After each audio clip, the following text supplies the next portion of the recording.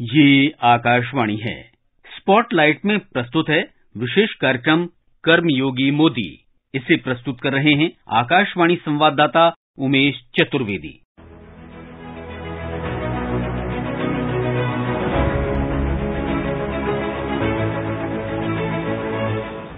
जब शुरू के दिनों में संकट के काल में आपकी और यूक्रेन की मदद से हमारे स्टूडेंट को हम सुरक्षित रूप से बाहर निकाल पाए, उनके घर तक हम पहुंचा पाए, और इसके लिए मैं आप दोनों देशों का आभारी हूं। आज का युग युद्ध का है नहीं, और हमने फोन पर भी कई बार आपसे इस विषय में बात की है कि डेमोक्रेसी और डिप्लोमेसी और डायलॉग, ये सारी बातें ऐसी हैं कि जो दुनिया को एक स्पर्श करती हैं। आने वाले दिनों में शांति के रास्ते पर हम कैसे बढ़ सके, उसके विषय में चर्चा करने का मौका मिलेगा। ये कोई बयान नहीं है, बल्कि बदलते भारत की बढ़ती हैसियत का भी प्रतीक है ये बुलंद आवाज। कुछ साल पहले तक ये कल्पना भी बेमानी थी कि दुनिया की महाशक्तियों के सामने भारत खुलकर अपनी बात रख सकता है। लेकिन अब भारत बदल चुका है। अपने देश की आवाज को अब दुनिया गौर से सुनती है। विश्व की महाशक्तियों के सामने भी अब भारत पूरे स्वाभिमान के साथ अपनी बात रखता है, और इसकी वजह बना है प्रधानमंत्री नरेंद्र मोदी का कुशल नेतृत्व। इस अमृत काल में भारत को रिसर्च और इनोवेशन का ग्लोबल सेंटर बनाने के लिए हम सब ने एक साथ मिलकर के अनेक मोर्चों पर काम करना है। अपनी साइंस और टेक्नोलॉजी से जुड़ी रिसर्च को हमें लोकल स्तर पर लेकर जाना है। आज समय की मांग है कि हर राज्य अपनी स्थानीय समस्याओं के हिसाब से स्थानीय समाधान तैयार करने के लिए इनोवेशन पर बल दे। 8 सालों से देश की अगुवाई कर रहे प्रधानमंत्री आज अपना 72वां जन्मदिन मना रहे हैं। दिन भर उनके लिए बधाइयों का तांता लगा रहा। बधाई देने वालों में दुनिया की ताकतों के साथ ही देश की हस्तियां भी शामिल रहीं। राजनीति की दुनिया के उनके विरोधियों ने भी उनके सफल जीवन की कामना की। लेकिन प्रधानमंत्री इस अहम मौके पर भी अपने कर्तव्य पथ को नहीं भूले। मध्य प्रदेश के कूनो नेशनल पार्क में अफ्रीकी देश नामीबिया से लाए गए 8 चीतों को मुक्त करने के कार्यक्रम में प्रधानमंत्री जुटे रहे। पर्यावरण की रक्षा के साथ ही देश की प्रगति भी हो सकती है, ये भारत ने दुनिया को करके दिखाया है। आज एक और हम विश्व की तेजी से बढ़ती अर्थव्यवस्था में शामिल है, तो साथ ही देश के वन क्षेत्रों का विस्तार भी तेजी से हो रहा है। प्रकृति और पर्यावरण, पशु और पक्षी भारत के लिए एक केवल सस्टेनेबिलिटी और सिक्योरिटी के विषय ही सिर्फ है ऐसा नहीं है। हमारे लिए ये हमारी सेंसिबिलिटी और स्पिरिचुअलिटी का भी आधार है। हजारों साल पुरानी भारतीय सभ्यता का गौरवपूर्ण अतीत रहा है, लेकिन सदियों की गुलामी की वजह से इस महान भूमि का गौरव कहीं खो गया था। प्रधानमंत्री मोदी का ध्येय है भारत के पुराने गौरव को वापस लौटाना और विश्व गुरु के पद पर उसे प्रतिष्ठित करना। प्रधानमंत्री का मानना है कि आधी आबादी को ताकतवर बनाए बिना भारत का सम्मान नहीं बढ़ सकता। इसके लिए प्रधानमंत्री का एक ही मंत्र है, अहर्निश काम। शायद ये मंत्र ही है कि जन्मदिन के मौके पर मध्य प्रदेश के श्योपुर के कराहल में महिला स्वयं सहायता समूह के सम्मेलन में हिस्सा लेने से भी प्रधानमंत्री नहीं हिचके।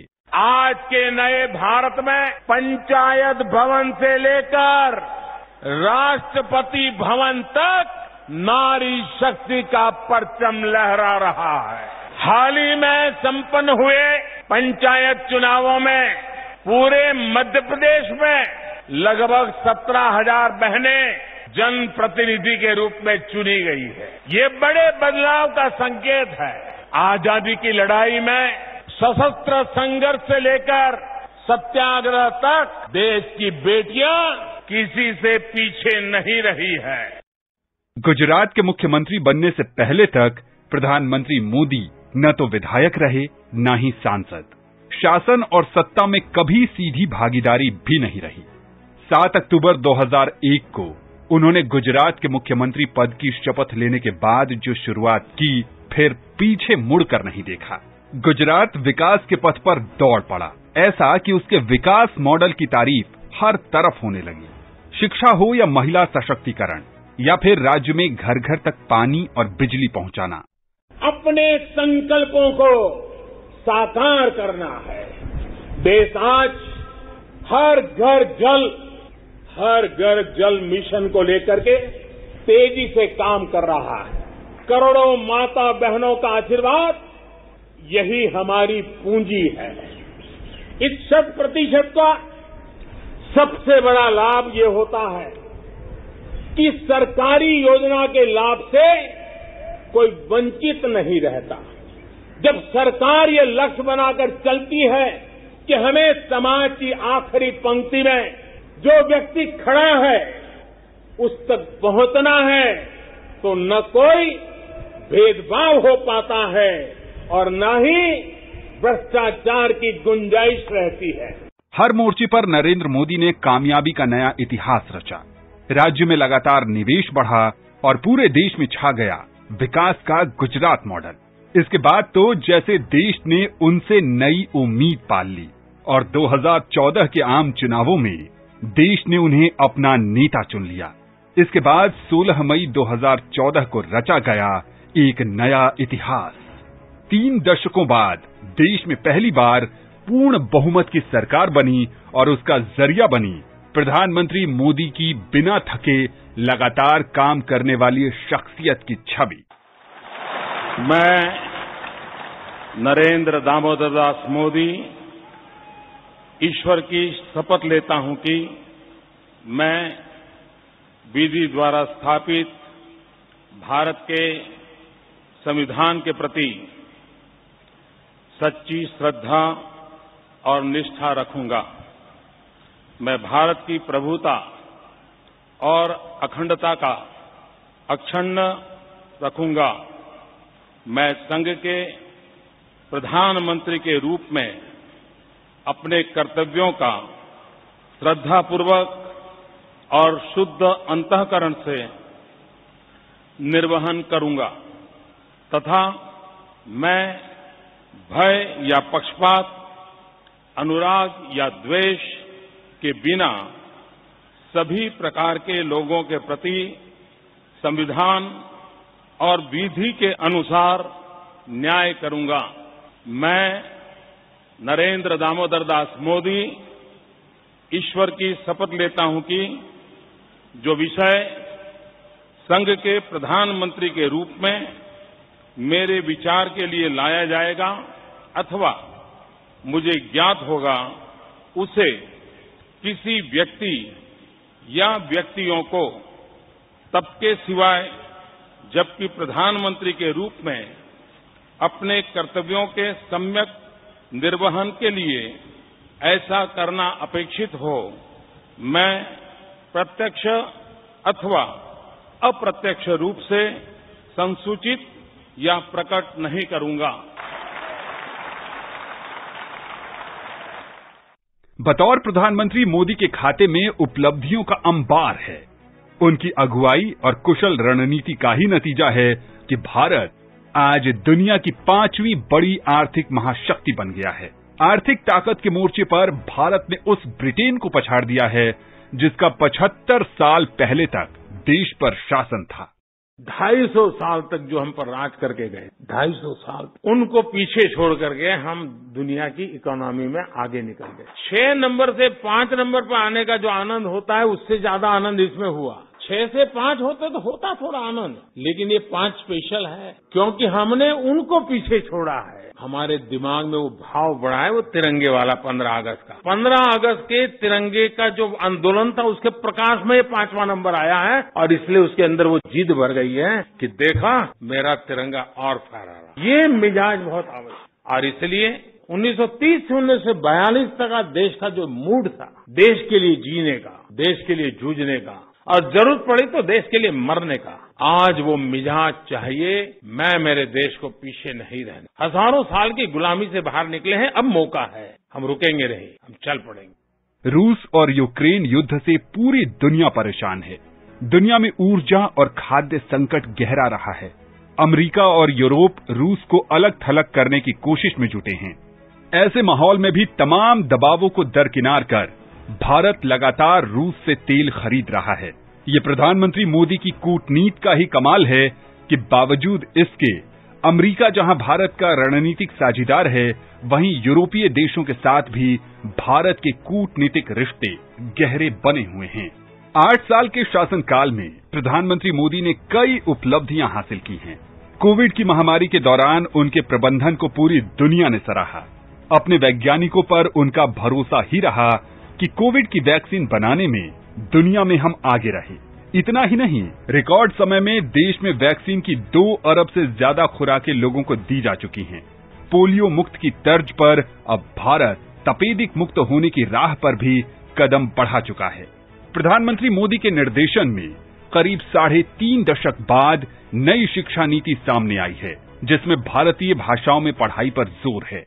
महात्मा गांधी को कभी एक बार किसी ने पूछा था कि भाई आपको कुछ मन में संशय हो, समस्याएं हो तो क्या करते हैं? तो कहा मुझे भागवत गीता से बहुत कुछ मिल जाता है। इसका मतलब वो बार बार उसको पढ़ते हैं, बार बार उसके अर्थ बदलते हैं, बार बार नए अर्थ दिखते हैं, बार बार नया प्रकाशमान पुंज सामने खड़ा हो जाता है। ये राष्ट्रीय शिक्षा नीति भी जब तक शिक्षा जगत के लोग उससे हर समस्या का समाधान उसमें है क्या, 10 बार पढ़े, 12 बार पढ़े, 15 बार पढ़े, सॉल्यूशन इसमें है क्या, उसको उस रूप में हम देखेंगे।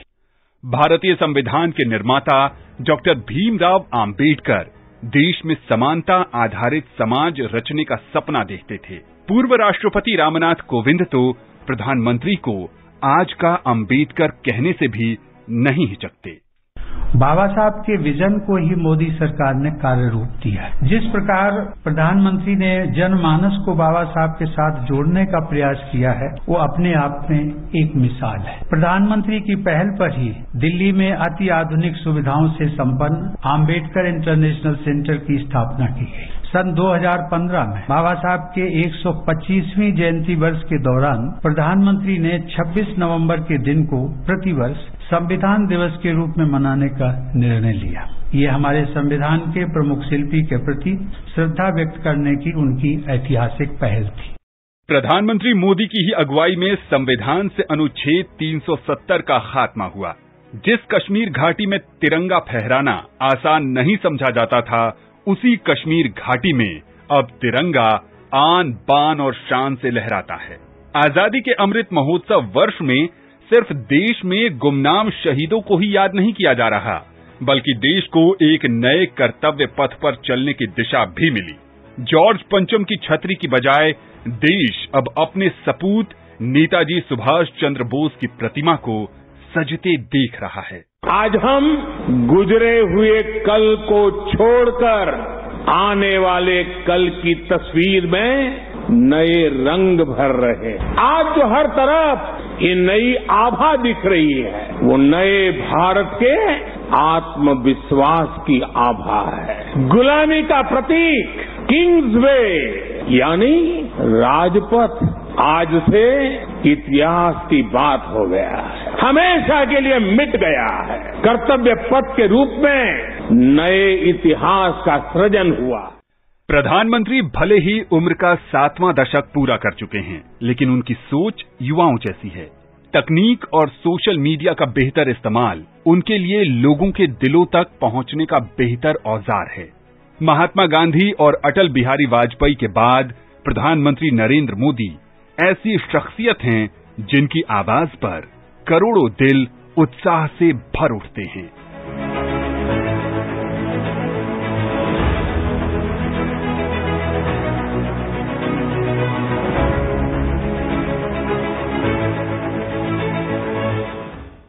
अभी आप सुन रहे थे विशेष कार्यक्रम कर्मयोगी मोदी। इसे प्रस्तुत कर रहे थे आकाशवाणी संवाददाता उमेश चतुर्वेदी।